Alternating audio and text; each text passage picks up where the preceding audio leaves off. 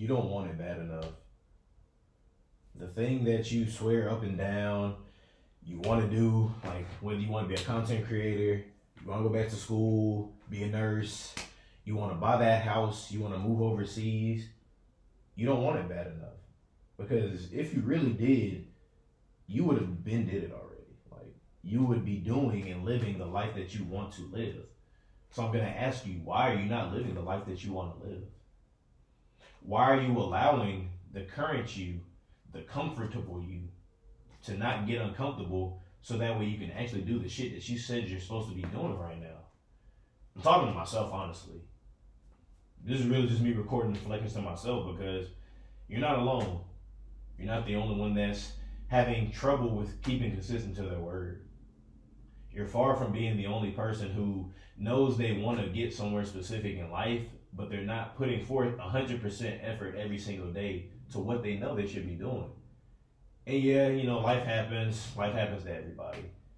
But if I really sit back and think about if life has really stopped me from doing anything, the answer is no. It hasn't. Have I had roadblocks, obstacles, adversity? Sure. Who hasn't? Who hasn't had their fair share of stuff they've had to deal with and overcome? We all have, some more than others, and I've had a number of things to deal with. So don't get me wrong, it's just me minimizing myself or anybody else's experience in life. But there are millions and millions of people who have done way more with way less than me and you have right now. And they didn't have time, they didn't have the resources to make excuses and say why they can't do that thing. They instead just did the thing with what they did. You know how many videos I've seen of people in Africa making their own weight rooms or setting up their own professional training programs to join the NBA, knowing that they don't have the resources like people in America do or people overseas in Europe do.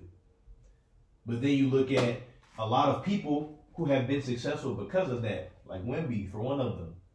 There have been many people who have had way less that have done way more than me and you. So I ask you again, what is your excuse? You have none.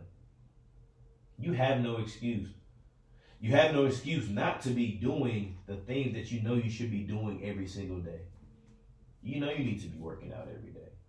You know you need to drink more water. You know you need to put the phone down. Stop the social media scrolling.